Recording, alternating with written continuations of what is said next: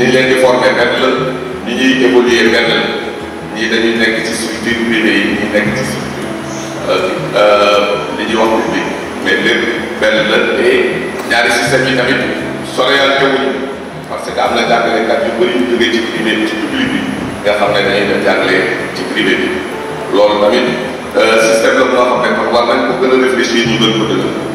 Des résultats probants qui témoignent à l'avenir d'une synergie toujours plus forte entre l'action des pouvoirs publics et celle des acteurs privés. Je m'appelle Mamadou Cissé, président du comité de pilotage du premier forum national de l'enseignement privé au Sénégal.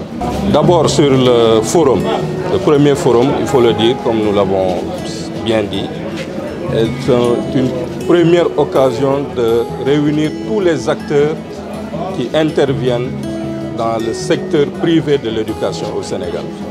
Et ça, c'est du préscolaire au supérieur, en passant par la formation professionnelle. Mais aussi, tous les ordres d'enseignement, qu'ils soient confessionnels ou laïcs, se sont retrouvés aujourd'hui pour le lancement du forum qui devrait durer 2 mois et sur les problématiques et enjeux de l'enseignement privé. D'ailleurs, le thème qui s'intitule « Enseignement privé au Sénégal, enjeux, rupture et perspectives » dénote de notre volonté de mettre sur la table et de discuter des enjeux et des problèmes qui assaillent l'enseignement privé. Ces problèmes sont de plusieurs ordres. Nous l'avons décliné. D'abord, ils sont d'ordre administratif. D'abord, sur la gouvernance de l'enseignement privé. Les textes qui régissent aujourd'hui l'enseignement privé datent des années 90. Et cela nécessite, au vu du poids aujourd'hui de l'enseignement privé, de revisiter ces textes et de les adapter au contexte et aux enjeux actuels. Aujourd'hui, l'enseignement privé, c'est plus de 3500 établissements.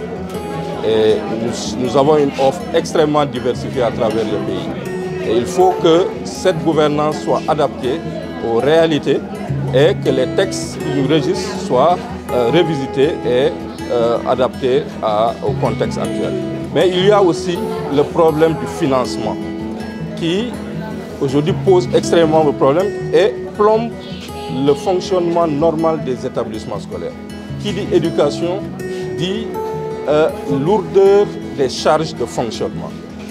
Et l'État est bien placé pour le connaître. Rien que les charges liées à la prise en charge du personnel coûtent extrêmement cher. Des charges d'intrants de qualité coûtent excessivement cher. Et aujourd'hui, toutes ces charges reposent sur uniquement les parents d'élèves. Il serait bon aujourd'hui, avec l'État et les partenaires, d'explorer de nouvelles pistes de financement de l'enseignement privé. Aujourd'hui, ce que nous attendons aujourd'hui par rapport à l'État, c'est que l'État augmente la subvention qu'elle alloue à l'enseignement privé, qui est de 2 milliards actuellement, ce qui fait environ 0,30% du budget alloué à l'éducation nationale. Par comparaison, nous représentons 30% du système éducatif aujourd'hui et nous avons 0,30% du budget consacré à l'éducation nationale, ce qui est anormal dans ce pays. Nous avons une mission de service public. Nous enseignons à des enfants sénégalais. Donc l'État, encore une fois, doit mieux prendre en compte nos préoccupations, nous aider pour que nos déclarants et les enseignants puissent vivre décemment dans les écoles privées. C'est la sœur Marie-Odile Kama, de la congrégation des filles du 5e de Marie, secrétaire nationale de l'Office national de l'enseignement catholique au Sénégal. Et je suis également présidente de la Fédération de l'éducation et de la formation, connue sous le nom de FEF. Et la FEF est membre de la Conférence nationale des employeurs du Sénégal, la CNES. Et c'est à ce titre que nous participons, nous faisons partie des organisateurs de ce premier forum national de l'enseignement privé. Tous les ODEC ont été représentés à ce lancement.